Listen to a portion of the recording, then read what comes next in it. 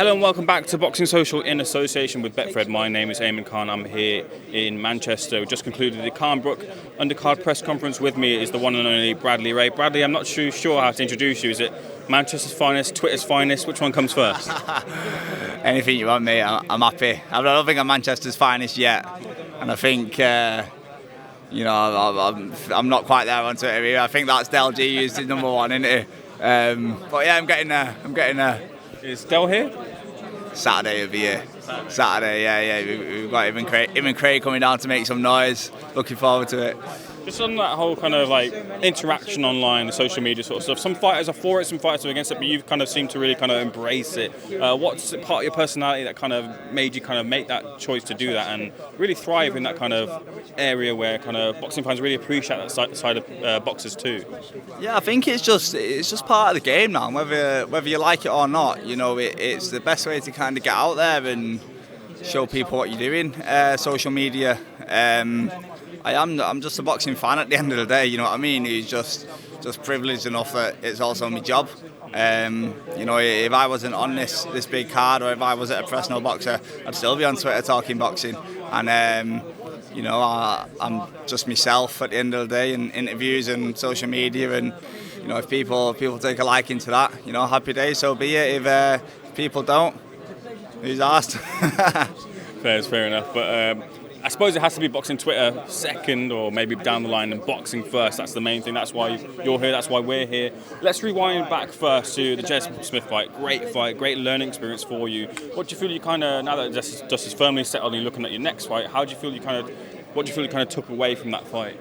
Yeah, it was a huge learning fight for me. Big learning fight. Obviously, Jez has been in at a good level, very high level, boxed very good opposition, and although every time he's not come off as the victor, he's made a tough night for some very, very good fighters, and I was expecting the same. Obviously got the same, and I learned a lot from the fight, but come through the other side as hopefully a better fight you're going to see on Saturday night. We picked up on a few things, made a few tweaks during his camp, and Saturday night you're going to see an improved Bradley Rea. In terms of that training that you've had with Hatton, the stuff that we've seen we don't get to see behind closed doors, what have you kind of been working on that you can tell us coming in forward to this fight? Yeah, we've been working on a lot. I've been for my last fight. We kind of mixed things up a bit, and I've had some top sparring in for this. Obviously it's a southpaw opponent, so we've had to pick and choose sparring partners. But yeah, it's fun. I love being in the gym. I've just said that. I'm living my dream here. Every day I wake up, smile on my face, go to the gym, and for me, I've got the best job in the world. And although it's hard, it's brutal. I enjoy it, and I enjoy training with my team and my coaches. And I'm just trying to take one day at a time, step by step, and take it all in, because it's quite a short career, boxing. And you speak to retired fighters, and they say, these are your prime days, so enjoy them, and that's what I'm trying to do in the gym. In terms of your opponent, we got to hear a little bit from him. He seems very much up for it, as he would be, obviously, coming to the fight. But do you particularly kind of look to game plan around your fighter, or do you kind of look to implement your own kind of game plan and force him to make changes or adapt? How do you kind of approach fights like this in your career?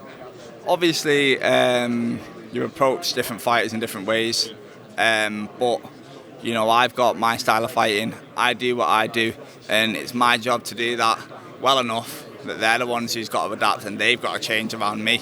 I'm confident that if I can do what I do in the gym, in the ring on fight night, there's not many at my level who'll be able to live with me, and that's what I think is going to happen on Saturday.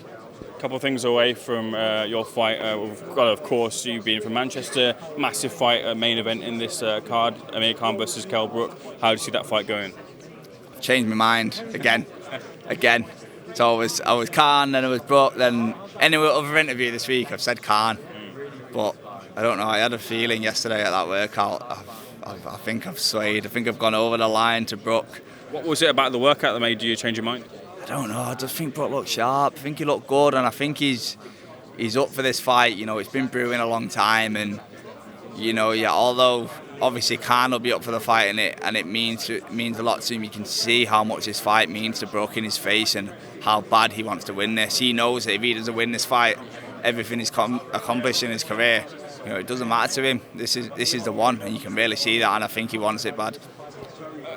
It came out a few days back, it might have been a little bit further than that, Ricky potentially coming back in the ring against a great, I can't remember who it was, it might have been Brad Rea, but the name escapes me. What do you think about Ricky coming back in the ring? Is that possible? Mike Tyson, Roy Jones did it. If they did it, I think anyone can. And Ricky keeps himself busy. He trains.